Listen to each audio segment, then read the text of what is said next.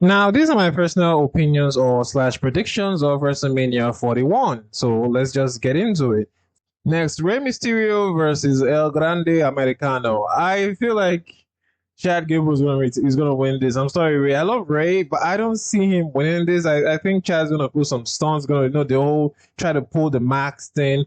But if Ray does win this, I think he's going to win by on like or exposing Chad Gable's mask and showing that he's truly El Grande Americano. Although I don't think they want to ruin that character just yet. So final opinion or final choice, I'll give you to Chad Gable slash Americano, El Grande Americano.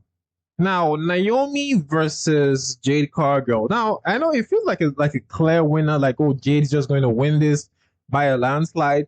But hear me out. What if? Okay, just what if?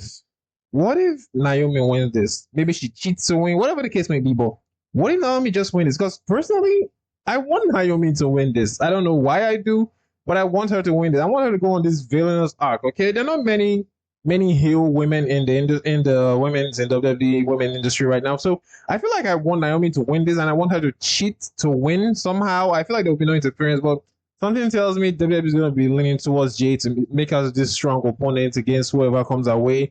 Well, hopefully, I want Naomi to win. I'm going to go towards Jay though. Okay, that would be like the obvious answer here, but I'm hoping Naomi wins this. Now, Logan Paul versus AJ Styles. Personally, anybody can come out on top, and the truth is, Iron Man winning doesn't really do much for either of them. AJ Styles is already a walking legend in wrestling, not as WWE, just wrestling all together. Okay, the man is phenomenal. He has proved himself in multiple places, including WWE. So at this point, whether he wins or he loses, it doesn't really affect AJ that much. As for Logan, say what you want about Logan Paul, but he has proven that he can hang with the best of them. He's great on the mic. He's great in an in-ring talent. He's an amazing heel. He's a natural heel at this point. So Logan Paul losing or winning doesn't do too much for either of them. But I'm going to give this to AJ. Personally, I feel like this is just like a filler match in the entire event. So I feel like I'm just going to give it to AJ. Okay, I'm just going to give this one to AJ. Now, the fatal four-way match for the Intercontinental Championship: Braun Breaker, Finn Balor, Penta, and Dominic Mysterio.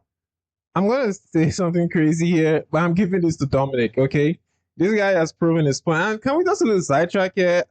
Dominic has a whole lot of power in WWE right now because how is he always creating matches? Oh, I want to talk to Adam Pearce. I got you this match tonight. I want to talk to Adam Pearce. I got you that match tonight. I want to talk to Adam Pearce. I'm getting this match tonight. So I'm sorry, but I strongly feel like Dominic is gonna win this, and he might just pin Finn Balor to win it. Okay, I feel like that's what could happen. So I'm gonna give this to Dominic Mysterio. LA Knight versus Jacob Fatu. I do not see LA retaining this. I'm sorry. I feel like Jacob is gonna win this, but WWE may just want to keep LA Knight as their champion for a short period of time, just so that feel as to what happens next after WrestleMania. But personally, I think I'm gonna go with Jacob Fatu on this one. The Samoan Werewolf has really proved himself, and Ellen is already a two-time United States champion. I think at this point it's time for him to go somewhere else or to go probably even higher. Okay, so I'm gonna lean towards Jacob Fatu on this one, but I have a very strong feeling WWE might just sweep the rug off my feet and give it back to LA Knight.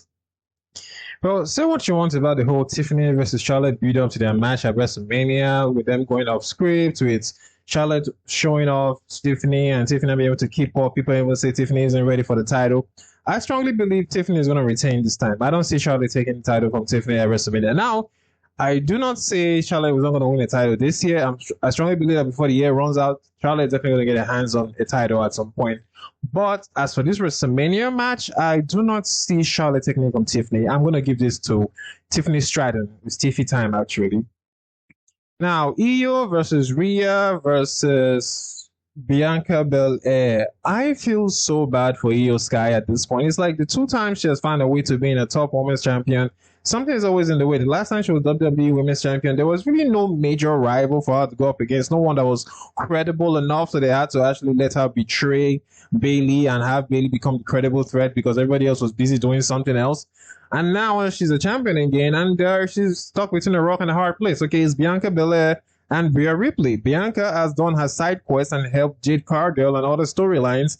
Rhea has been a champion for most of the time at this point, and at this point, people are leaning towards either Rhea or Bianca. Yeah, don't get me wrong, people are booing Bianca, and I don't think I never thought I would get to see the day where people boo Bianca Belair, okay? Because she's an incredible talent in ring, on the mic, just an amazing wrestler altogether. But hey, people are gonna love Rhea, they're gonna love their mommy. But I do not see Rhea taking this. I'm gonna lean strongly towards Bianca winning this or Io retaining because at this point, Rhea has been with that title like twice. She's the first ever two-time women's world champion.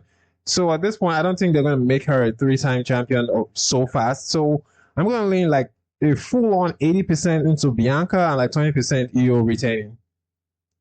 Now, Gunther versus Jey Uso for the World Heavyweight Championship.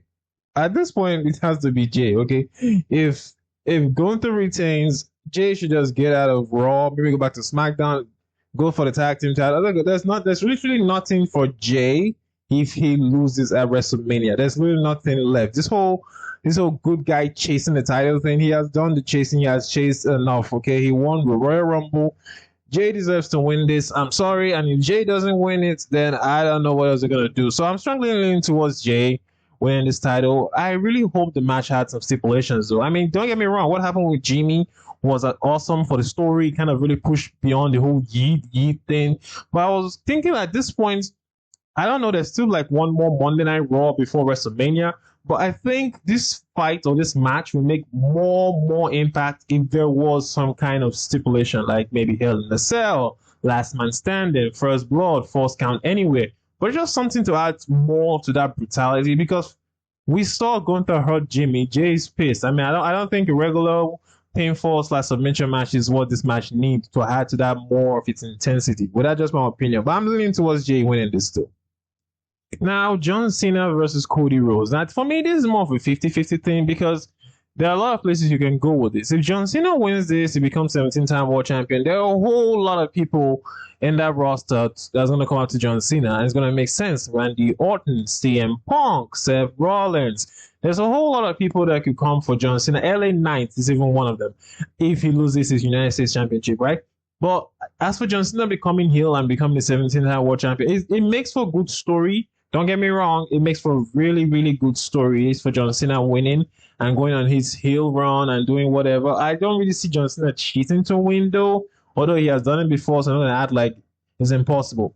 But as for Cody winning or Cody retaining, it also makes for a good story. First of all, we're going to need a champion who's going to be around for a while. Okay, John winning this. I don't see John Cena popping around every SmackDown.